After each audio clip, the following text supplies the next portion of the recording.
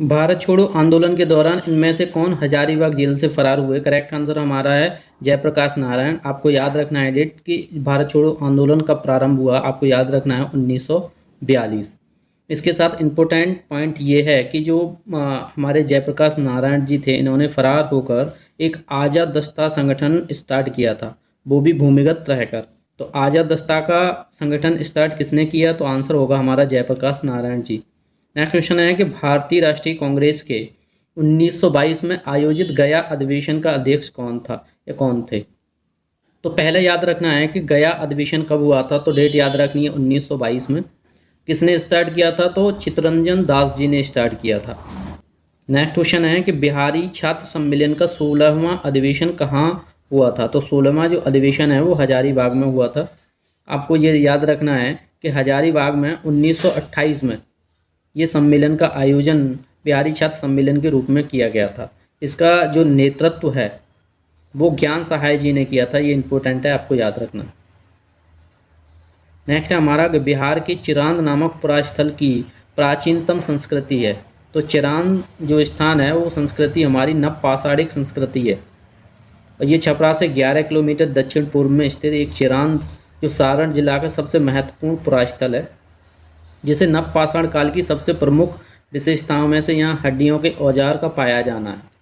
Next हमारा question है कि बाबा ठाकुर दास ने पटना में किस सोसाइटी की स्थापना की थी? तो बाबा जो ठाकुर दास जी थे, इन्होंने रामकृष्ण मिशन सोसाइटी की स्थापना की थी, और डेट आपको याद रखनी है 1906 से 7, क्योंकि ये एक्सप्लेनेशन से भी क्वेश्चन बनते हैं, इसलिए आपको एक्सप्लेनेशन पर भी ध्यान देना है।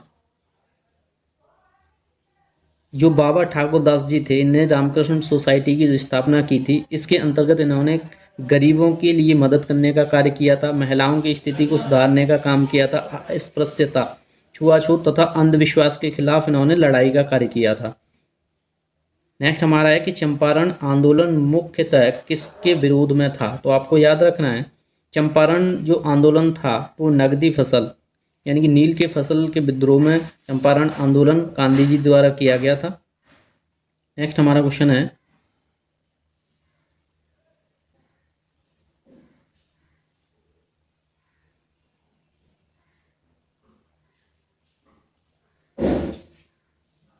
कुंवर सिंह जगदीशपुर में कब प्रविष्ट हुए थे? तो डेट आपको याद रखनी है 22 अप्रैल 1858 को। ये 1857 के विद्रोह में इनकी महत्वपूर्ण भूमिका रही थी। बिहार राज्य की स्थापना कब हुई थी? तो डेट आपको याद रखनी है 1912 में। बंगाल से बिहार तथा उड़ीसा जो अलग हुआ था 1912 में, लेकिन उड़ीसा जो है जिसे उड़ीसा बोलते हैं 1936 में बिहार से अलग हुआ था और एक स्वतंत्र राज्य के रूप में इसे मान्यता प्रदान की गई थी।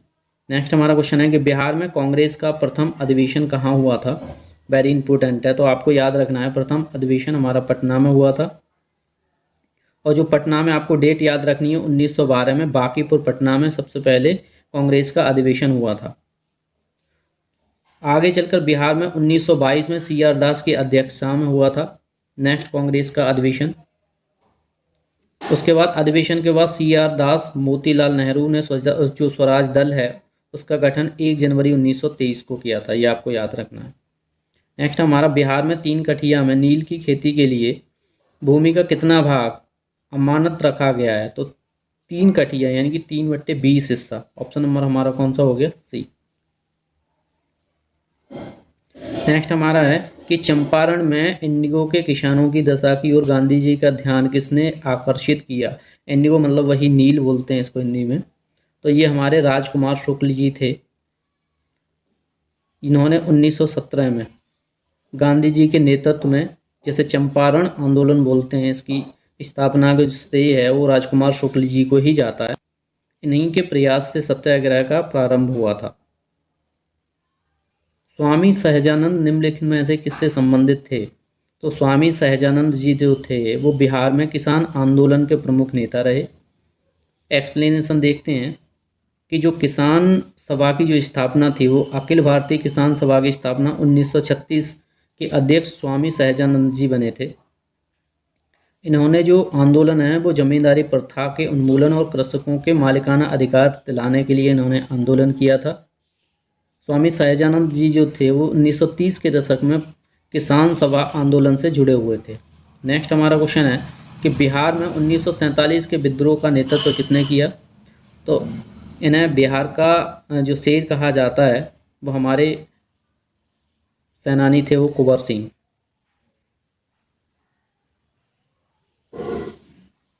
नेक्स्ट है कि 1632 में बिहार के पटना शहर में कौन सी कंपनी ने अपनी फैक्ट्री स्थापित की थी। तो सबसे पहले पटना में जो फैक्ट्री स्थापित की थी 1632 में, वो डच ईस्ट इंडिया कंपनी ने स्टार्ट की थी।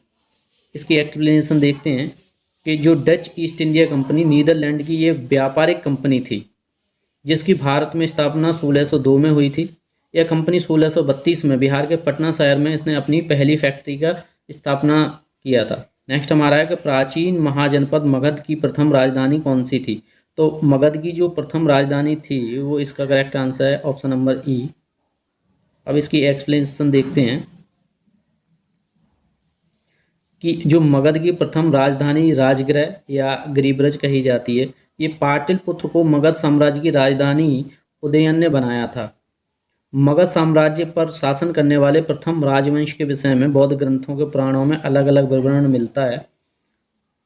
मगध में पहला राजवंश बृहद्रथ वंश था, आपको ये याद रखना है।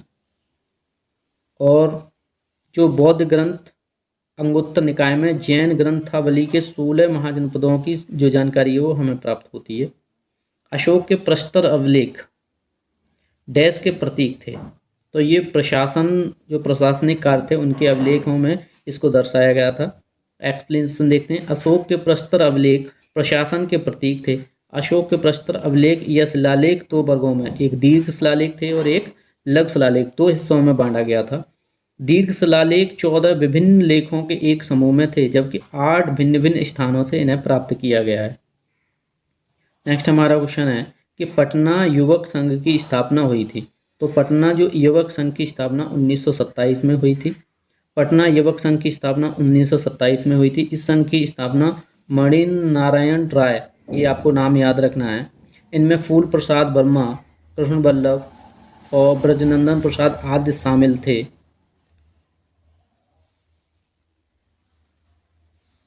नेक्स्ट है बिहार के किसानों ने किस आंदोलन में चौकीदारी कर देने से इनकार कर दिया। तो ये सविनय जो अवज्ञा आंदोलन था, तो आपको सविनय अवज्ञा आंदोलन की डेट याद रखनी है 1930। उसके साथ चंपारण आंदोलन 1917 में, असहयोग आंदोलन 1 अगस्त 1920 में प्रारंभ हुआ था। स्वदेशी आंदोलन की जो स्थापना है 1905 में हुई थी। तो इसका करेक्ट आंसर सविनय अवज्ञा आंदोलन, डेट याद रखनी है आपको 1930।